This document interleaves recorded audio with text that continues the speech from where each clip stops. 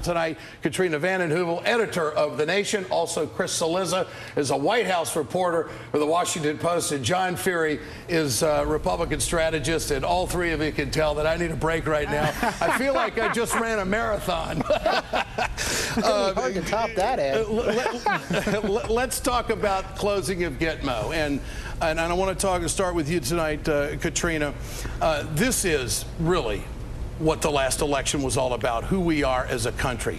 What's the president going to do tomorrow? What do you think he's going to do? I mean, President Obama was elected in part on his commitment to ending torture, to ending policies, Bush-Cheney policies, which have made us hated in the world, made us less secure. He is going to, I believe, start to lay out a plan. We saw in Washington, I have to say, you got demagogic Republicans, fear-mongering, playing bogey, not in my backyard, and you got Democrats who need a spine transplant because the Republicans always go after Democrats for not being strong on national security. What does strong on national security mean? It means being smart. We have prisons in this country which have the capacity and the experience to hold hardened criminals, and we should abide by our rule of law. Close Guantanamo. It is restoring our image in the world. It will make us more secure in the long run. And President Obama made a vow. He now needs to lay out a plan and get those Democrats in order. What about that, John Feehery? Is the president backing off on this? What do you want to hear from him tomorrow?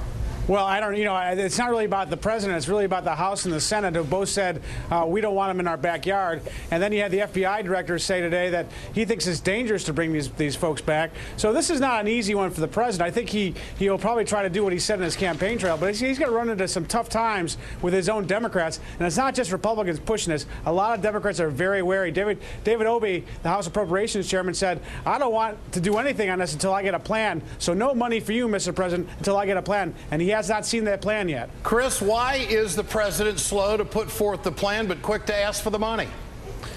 Well, because that's the easier way to do things, Ed. it's always easier to say, hey, give me the money and we'll figure out the plan later. But remember, everything, I think, passed as prologue. Look back, several of the votes taken, I'll give you an example in the Republican administration under President Bush, the TARP vote. I know there are a lot of Republican senators on that first bank bailout who, if they had it to do all over again, would have voted against it. They voted for it because they thought, we have to do this or everything's going to collapse.